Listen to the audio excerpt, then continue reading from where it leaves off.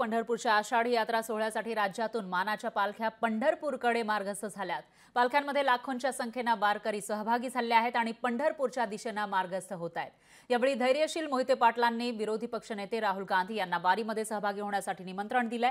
दरम्यान धैर्यशील मोहिते पाटील यांच्याशी याविषयी बातचीत केलेली आहे आपले प्रतिनिधी अभिराज उबाळे यांनी।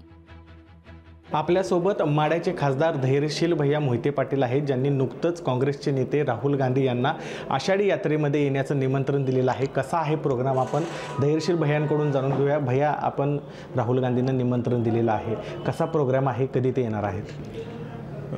आम्ही आदरणीय पवारसाहेबांच्या मार्गदर्शनाखाली मी सोलापूरच्या खासदार प्रणिताई शिंदे, त्याच पद्धतीनं बाळामामा आणि संजय दिना पाटील असे आम्ही एकत्रित साहेबांबरोबर जाऊन राहुल गांधी साहेबांना वारीचं निमंत्रण दिलेलं आहे।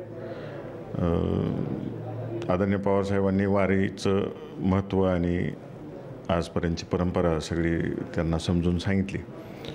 तर राहुल गांधी साहेबांनी सांगितलेलं आहे की त्यांच्या डोक्यात आहे यायचं नियोजन, परंतु अजून डेट्स काही कन्फर्म झालेले नाही आहेत। इथली जी रिंगण आहे ते 12 तारखेला आहे, त्यांची 13-14 मिळते का 12 मिळते हे माहीत नाही। एकतर 12ला आले तर इथं होईल किंवा सदाशिवनगरला होईल, त्याच्या पुढं जर गेलं तर मग डायरेक्ट वाखरीला येतील आणि वाखरीला जे दोन्ही बंधुभेट होती ते करतील आणि ह्याला बाजीराव विहिरीपासून तिकडं पुढं पांडुरंगाचं दर्शन घेतील असं टेंटेटिव्ह आहे। तर अजून डिटेल कन्फर्मेशन आलेलं नाही। कन्फर्मेशन एकदा आली की मग सविस्तर सांगता येईल। राहुल गांधी कधी येणार त्याच्या तारखा जाहीर होतील आणि त्याच्यानंतर पुढचा प्रोग्राम सांगण्यात येईल। अभिराज उबाळे, लोकशाही मराठी, अकलूज।